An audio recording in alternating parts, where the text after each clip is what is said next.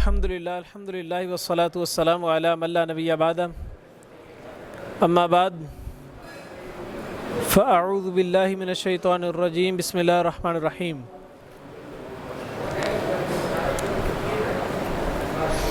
Last lesson کے اندر ہم نے سورۃ الناس کی آیت نمبر 4 کو کیا تھا، اور اس سے پریویس لیسن کے اندر ہم نے پہلی 3 آیات کی تھیں۔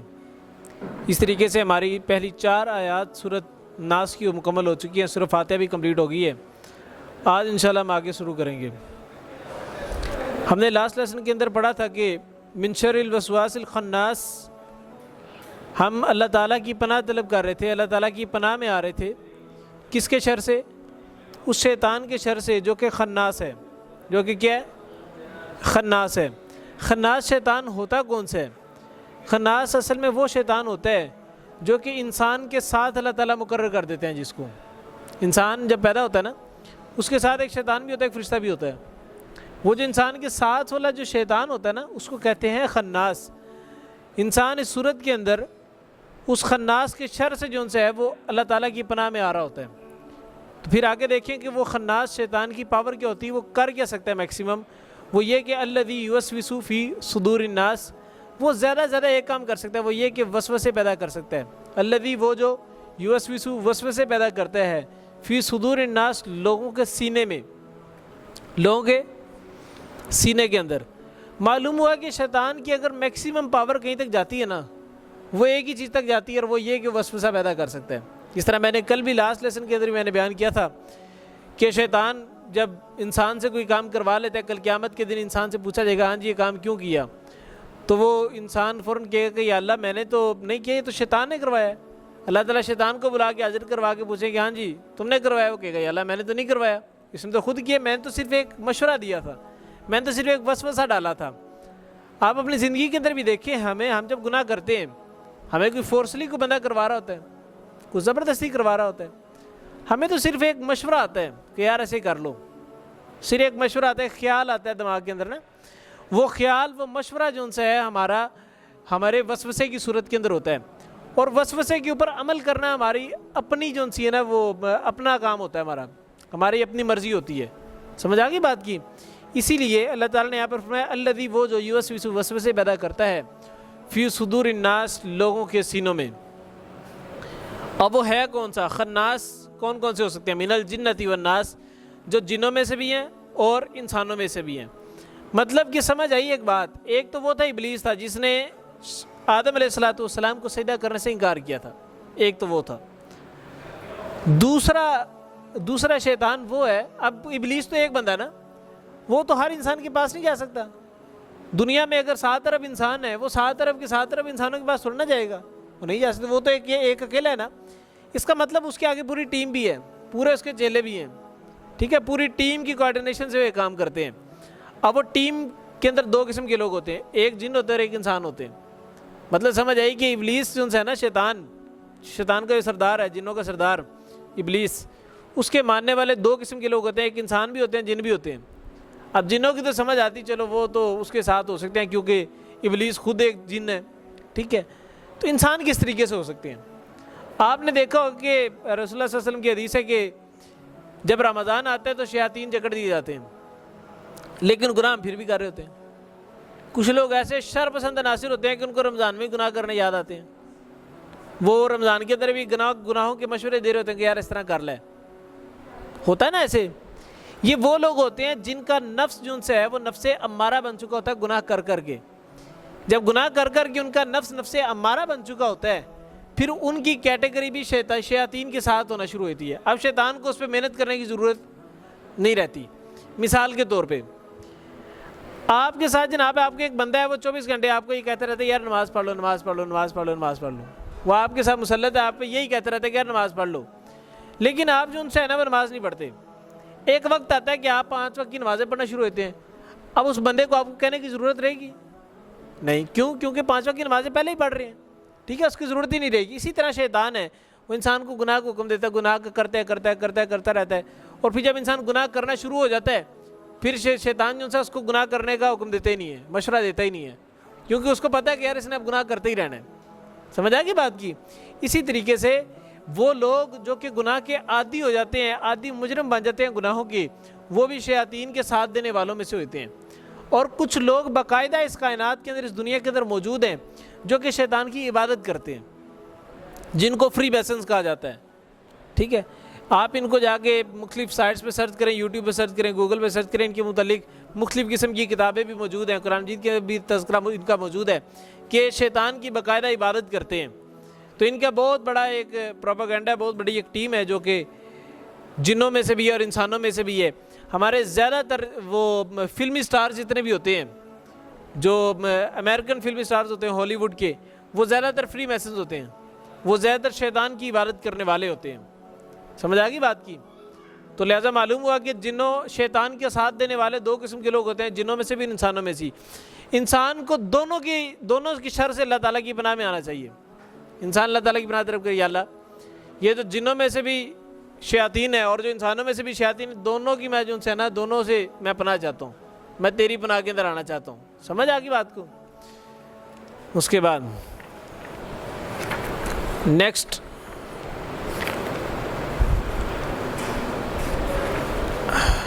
ہم پڑھ رہے تھے طہارت کے احکامات کے متعلق پڑھ رہے تھے۔ طہارت کے مسائل کے اندر ہم نے نجاست دور کرنے کے مسائل بھی پڑھ لیے، قضاء حاجت کے مسائل بھی پڑھ لیے۔ آج مسواک اور مسنون فطری اعمال پڑھیں گے انشاءاللہ۔ پیج نمبر 71 ہے۔ بسم اللہ الرحمن الرحیم۔ تمام اوقات یعنی 5 وقت کی جب نماز پڑھی جاتی ہے تو 5 وقت کی نماز پڑھنے سے پہلے مسواک کرنا سنت ہے۔ پروفیٹ صلی اللہ علیہ وسلم کا معمول تھا کہ وہ مسواک کیا کرتے تھے۔ نبی علیہ السلام نے فرمایا، سنن ابی داؤد کے اندر یہ روایت موجود ہے، امام ابو داؤد رحمہ اللہ نے اس حدیث کو اپنی کتاب کے نقل کیا، فرماتے ہیں کہ آپ صلی اللہ علیہ وسلم نے فرمایا، اگر مجھے اپنی امت کی مشقت کا اندیشہ نہ ہوتا، اگر مجھے امت پر سختی پیدا ہو جانے کا یہ خدشہ نہ ہوتا تو میں ہر وضو کے ساتھ مسواک کا حکم دے دیتا کہ جب بھی وضو کریں ساتھ مسواک لازماً کریں۔ اب کچھ ممالک ایسے ہیں جہاں پہ لکڑی پیدا ہی نہیں ہوتی، یہاں پہ درخت ہوتے ہی نہیں ہے، اب وہاں پہ کیا کریں؟ اب وہاں پہ جو پودے نظر آتے ہیں وہ آرٹیفیشل ہیں، وہ باہر سے منگوائے جاتے ہیں، وہ درخت باقاعدہ باہر سے منگوائے جاتے ہیں، وہ مٹی باقاعدہ باہر کے ملکوں سے منگوائی جاتی ہے اور وہاں پر لا کے درخت لگائے جاتے ہیں، وہاں پر درخت بڑے مہنگے ہیں۔ اب مسواک وہاں پہ خریدنا شروع کر دیں تو وہاں پہ مسواک اگر 1000 روپے کی ایک مسواک مل رہی ہے، عام بندہ کس طریقے سے خریدے؟ ٹھیک ہے، بہت سے مسائل ہیں اس چیز کے اندر۔ اور دوسری بات یہ، ہر بندہ جو ان سے ہے نا وہ اس سے پہلے وضو سے پہلے مسواک کر بھی نہیں سکتا۔ کچھ بندے لیٹ آ رہے ہیں، اب جو لیٹ آ رہا پہلے بیٹھ کے مسواک کرنا شروع کرے، اس کی نماز وہیں پہ گزر گئی۔ سمجھ آ رہی؟ یہ کچھ مسائل تھے جو مشقت تھی، ٹھیک ہے۔ اس لیے پروفیٹ صلی اللہ علیہ وسلم نے فرمایا کہ اگر مجھے مشکل کا اندیشہ نہ ہوتا کہ امت پر سختی پیدا ہو جائے گی تو میں جو ان سے ہوں کہ میں حکم دے دیتا کہ ہر نماز کے ساتھ جو ان سے نا وضو کے ساتھ مسواک لازمی کیا جائے کرے۔ اس سے ایک چیز اور بھی معلوم ہوتی ہے کہ پروفیٹ صلی اللہ علیہ وسلم نے دین کو آسان بنانے کی کوشش کی، حکم دیا کہ دین کو آسان بنایا جائے، مشکل نہ بنایا جائے۔ اگر یہاں پر کوئی بیٹھا بندہ آپ کو دین کے مشکل مسئلے بتا رہا ہے نا، جس کے اوپر عمل کرنا ہی جو ہے نا وہ عذاب سے بڑھ کے ہو، انسان کو سن کے ہی ہول پڑ رہے ہوں، اس کا مطلب وہ دین کی تعلیمات نہیں دے رہا۔ دین کی تعلیمات جو نا بڑی نرم ہے، بڑی آسان ہے۔ سمجھ آ گئی بات کی؟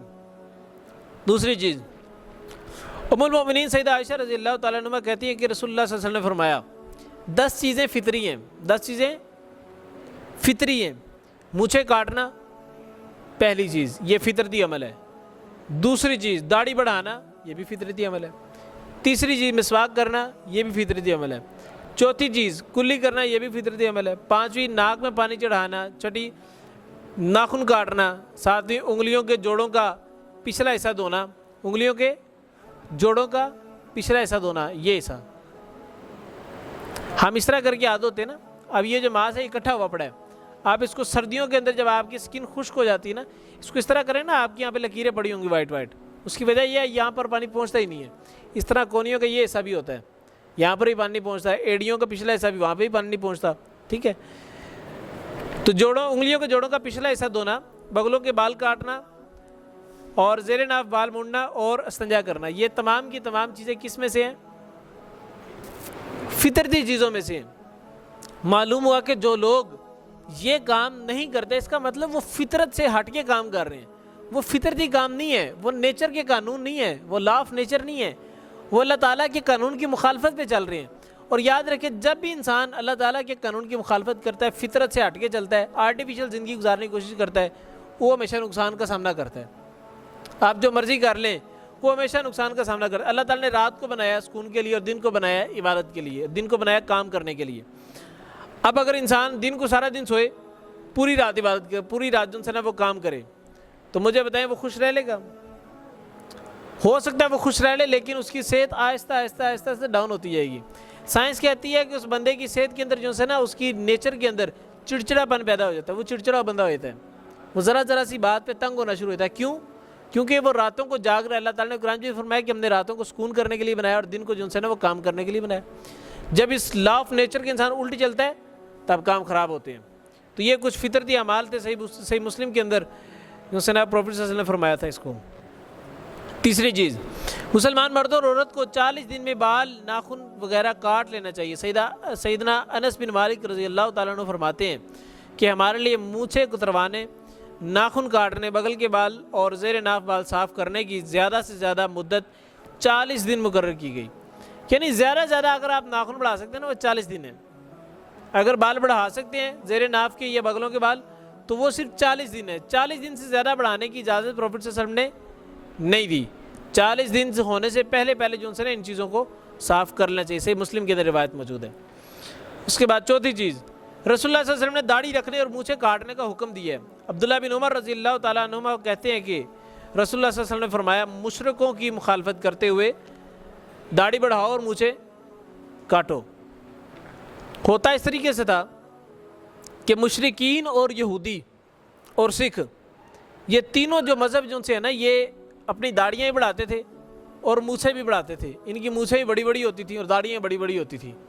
اللہ کے رسول نے کہا کہ ان کی مخالفت کرو، ہمیشہ کسی بھی غیر مسلم قوم کی مشابہت نہیں کرنی چاہیے، ان سے سملیرٹیز ہماری نہیں ہونی چاہیے، ان سے ہمیشہ مسلمان جو ہے سپیریئر ہے، اس لیے اس کو چیزیں بھی اپنی سپیریئر رکھنی چاہیے، نظر آنا چاہیے کہ سپیریئر ہے، ٹھیک ہے۔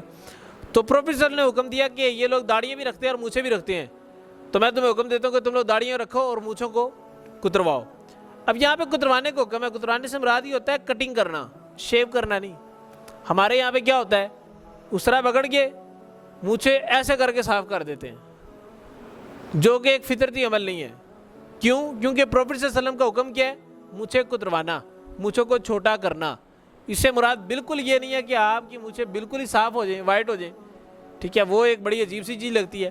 لیکن کچھ لوگ کرواتے ہیں اس نیت سے کرواتے ہیں کہ بھئی یہ تقویٰ کا ایک سپیریئر لیول ہے، ٹھیک ہے، ان کا موقف صحیح ہے، لیکن بہتر موقف یہی ہے کہ آپ مونچھوں کو کتروائیں، ٹھیک ہے۔ انسان ایک نارمل بندہ بھی نظر آنا چاہیے، یہ نہ ہو کہ بالکل ہی وہ شیو کروائیے، وہ عجیب سا لگ رہا ہے، اس کے ہونٹ بھی پھولے ہوئے ہیں، یا جو ان سے مونچھوں کو وٹ دے رہے بیٹھے، اتنی بڑی مونچھیں کی ہوئی ہیں، وہ بھی ایک فطرتی عمل نہیں ہے۔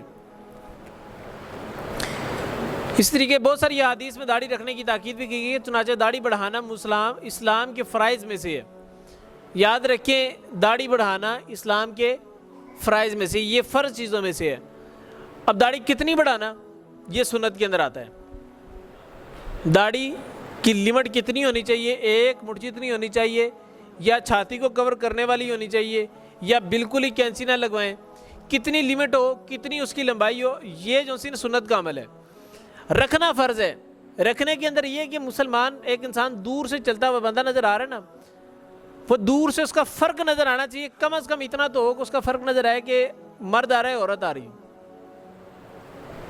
سمجھ آ گئی بات کی؟ آج کل ہماری خوراکیں ایسی ہیں کہ ہماری فزیک جو سی نا مرد و عورت کی تقریباً سیم ہی ہو گئی ہے۔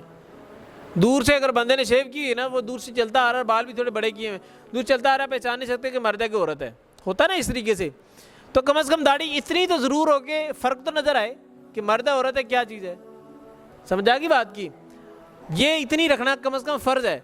اس کے بعد لمبائی کتنی کرنی ہے وہ سنت کے اندر آتا ہے۔ پروفیٹ صلی اللہ علیہ وسلم کی سنت تھی، غالباً سیدنا عمر بن خطاب رضی اللہ تعالیٰ سے روایت ہے کہ پروفیٹ صلی اللہ علیہ وسلم نے 1 مٹھ جتنی داڑھی رکھی تھی۔ داڑھی کتنی رکھی تھی؟ 1 مٹھ جتنی۔ یہ حکم نہیں دیا رکھنے کا اتنی، لیکن سیدنا عمر نے فرمایا کہ یہ پروفیٹ صلی اللہ علیہ وسلم کی سنت تھی کہ انہوں نے اتنی داڑھی رکھی ہوئی تھی۔ تو ویسے جو ہے نا وہ داڑھی کا معاملہ یہ ہے کہ کم از کم رکھنا فرض ہے، لیکن لینتھ کے بارے میں جو ہے نا وہ اختلاف بھی ہے، اور دوسری بات یہ ہے کہ لینتھ جو ہے نا وہ سنت کا عمل ہے، تو کم از کم فرائض تو پورے ہونا۔ فرائض پورے، اس کے بعد سنت کا عمل آپ دیکھیں کہ اب میں نے سنت پر بھی عمل کرنا ہے، پہلے فرائض پورے کرنا ضروری ہے۔ 7ویں چیز، ختنے کرنا مردوں کے لیے واجب ہے، اگر بچپن میں کسی وجہ سے ختنے نہ ہوئے ہوں تو جیسے ہو ممکن کر لینا چاہیے۔ ابو ہریرہ رضی اللہ تعالیٰ عنہ سے روایت ہے کہ رسول اللہ صلی اللہ علیہ وسلم نے فرمایا کہ ابراہیم علیہ السلام نے 80 سال کی عمر میں تیشہ، لکڑی چھیلنے والا آلہ، جس کو ہم عام زبان میں وہ کہہ لیں کہ میرے خیال سے رندہ جو سا ہوتا ہے اس کو بھی تیشہ ہی کہتے ہیں، ٹھیک ہے، اس کے ساتھ جو سا نا ختنے کیے تھے۔ یہ سیدنا ابراہیم علیہ السلام نے کیے تھے، کیونکہ ان کو ان کے بچپن میں ہوئے نہیں تھے۔ آج کل یہ ہے کہ بچپن میں ہی جو نا وہ ختنے ہو جاتے ہیں، وہ ایک سنت مسنون طریقہ ہے اور وہ الحمدللہ مسلمانوں کے ہاں رائج ہے۔ چلیں نیکسٹ پارٹ کھول دیتے ہیں۔ نیکسٹ پارٹ ہے عقیدہ مسلم، پیج نمبر ہے 89۔ آج کے لاسٹ لیسن کے اندر ہم نے توحید ربوبیت کے متعلق ہم نے پڑھا تھا کہ توحید ربوبیت کیا ہوتی ہے۔ آج کے لیسن کے اندر ہم پڑھیں گے توحید اسماء و صفات کیا ہوتی ہیں۔ اس کی ایک ڈیفینیشن یاد رکھیں، یہ تمام جو توحید کی تینوں اقسام ہیں نا، کون کون سی ہے؟ توحید الوہیت، توحید ربوبیت اور اسماء و صفات، ان تینوں اقسام کی جو سی ہے نا وہ آپ ڈیفینیشنز کم از کم یاد رکھیں تو آپ کو آٹومیٹکلی پتہ ہوگا کہ توحید ربوبیت کیا ہوتی ہے، الوہیت کیا ہوتی ہے اور اسماء و صفات کیا ہوتی ہے۔ ہم نے 2 کو پڑھ لیا تھا، آج ہم پڑھتے ہیں توحید اسماء و صفات۔ قرآن و حدیث سے ثابت شدہ اسماء و صفات، اسماء کہتے ہیں اسم کی جمع، اسم کہتے ہیں نام کو۔ اللہ تعالیٰ کے جتنے بھی نام ہیں اور اللہ تعالیٰ کی جتنی بھی صفات ہیں، اللہ تعالیٰ کے اسماء و صفات کو بغیر کسی انکار کے، تبدیلی کے، تشبیہ کے اور تمثیل کے، کیفیت کے ماننا۔ اب اس کو کس طریقے سے ایکسپلین کیا جا سکتا ہے وہ یہ میں بتاتا ہوں۔ اللہ تعالیٰ کی جتنی بھی اسماء و صفات ہیں اس میں سے کسی کا بھی انکار نہ کرنا، پہلی چیز۔ کون سی چیز ہے یہ؟ پہلی چیز کیا ہے؟ انکار نہیں کرنا اللہ تعالیٰ جتنی نام اور جتنی صفات ہیں۔ دوسری چیز، اس میں تبدیلی نہیں کرنی، کہ مثال کے طور پہ کہ اللہ تعالیٰ کی صفت ہے رحمان، میں کون جی نہیں رب رحمان نہیں ہے، وہ تو قہار ہے، صرف رحمان ہے ہی نہیں، ٹھیک ہے، وہ اللہ تعالیٰ کی صفت کو بدل دیا ہے۔ تیسری چیز، تشبیہ بھی نہ کرنا، ٹھیک ہے، اس کو جو سے نا کسی چیز کے ساتھ تشبیہ بھی نہ دینا کہ اللہ تعالیٰ رحمان اس طریقے سے جس طرح ماں رحم کرتی ہے اس طرح اللہ تعالیٰ بھی رحم کرتا ہے، یہ اللہ تعالیٰ کی صفت کی تشبیہ دے دینی ہے ہم نے، یہ تشبیہ ہے نا، ٹھیک ہے۔ اسی طریقے سے تمثیل بھی نہ بیان کرنا، اللہ تعالیٰ کی صفت کی مثال بھی کوئی نہیں ہو سکتی۔ میں کہوں کہ اللہ تعالیٰ کی جو سی نا وہ رحمانیت اس طریقے سے ہے جس طریقے سے ہم نے ایک بات مشہور کی ہوئی ہے، جس نے لاسٹ لیسن کے درمیان کہا تھا کہ اللہ تعالیٰ 70 ماؤں سے زیادہ پیار کرنے والا ہے۔ یہ ایک تمثیل بھی ہے، تشبیہ بھی ہے کہ ہم نے اللہ تعالیٰ کی جو رحمان کی صفت ہے اس کی مثال جو سی ہے ایک انسان سے دے دی ہے۔ سمجھ آ گئی بات کی؟ اللہ تعالیٰ کی صفت اور نام جتنے بھی ہیں ان کا انکار بھی نہ کرنا، ان میں تبدیلی بھی نہ کرنا، اس میں کوئی مثال بھی نہ دینا، اس میں تشبیہ بھی نہ کرنا۔ پانچویں چیز یہ ہے کہ اس میں کنڈیشن بھی نہ لگانا، کہ ہم کہیں کہ جناب یہ کنڈیشنل ہے، مثال رحمان کی صفت سے کنڈیشنل ہے کہ وہ صرف اتنے ان کنڈیشنز کے اندر جو ہے نا رحمان کی صفت لاگو ہوتی ہے، یعنی اللہ تعالیٰ صرف ان کنڈیشن میں رحم کرتا ہے، ویسے رحم نہیں کرتا۔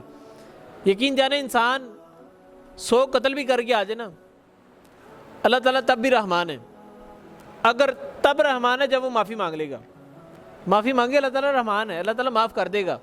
اگر وہ یہ سوچے کہ نہیں جی 1 قتل ہو گیا تو معافی ہو سکتی ہے، اگر 100 قتل ہو گئے تو معافی نہیں ہو سکتی، تو یہ اللہ تعالیٰ کی رحمان کی صفت کے اوپر بھی کنڈیشن لگانا ہے، جو کہ توحید اسماء و صفات کا انکار ہے ایک حساب کا، ٹھیک ہے۔ اللہ تعالیٰ سے دعا ہے کہ اللہ تعالیٰ ہمیں اسی سے بچائے۔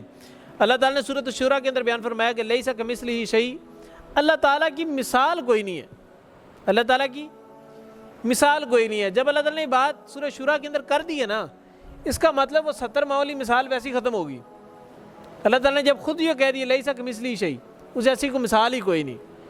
اللہ تعالیٰ کی مثال دے بھی کیا سکتے ہیں؟ وہ خالق ہے، وہ مالک ہے، ہم مخلوق ہیں، سمجھ آ رہی؟ وہ معبود ہے، ہم عبد ہیں، وہ مالک ہے، ہم انسان ہیں، وہ تمام جانوں کو پیدا کرنے والا ہے اور ہمیں جو سے حقیر ہے، ہر چیز کے لیے محتاج ہے، ہم چلنے پھرنے کے لیے محتاج ہیں، سمجھ آ رہی بات کی؟ تو اللہ تعالیٰ کی جو سی ہے نا وہ کسی بھی قسم کی تشبیہ بھی نہیں دی جا سکتی، مثال بھی نہیں دی جا سکتی۔ اللہ تعالیٰ سے دعا ہے کہ ہم نے جو آج پڑھا ہے اللہ تعالیٰ اس کو سمجھ کر اس پر عمل کرنے کی توفیق عطا فرمائے اور ہمیں اپنی زندگیوں کو قرآن مجید کے مطابق ڈھالنے کی توفیق عطا فرمائے۔ اللہم ارنا الحق حقا وارزقنا اتباعہ وارنا الباطل باطلا وارزقنا اجتنابہ۔ سبحانک اللہم وبحمدک اشہد ان لا الہ الا انت استغفرک واتوب الیک۔ السلام علیکم ورحمۃ اللہ وبرکاتہ۔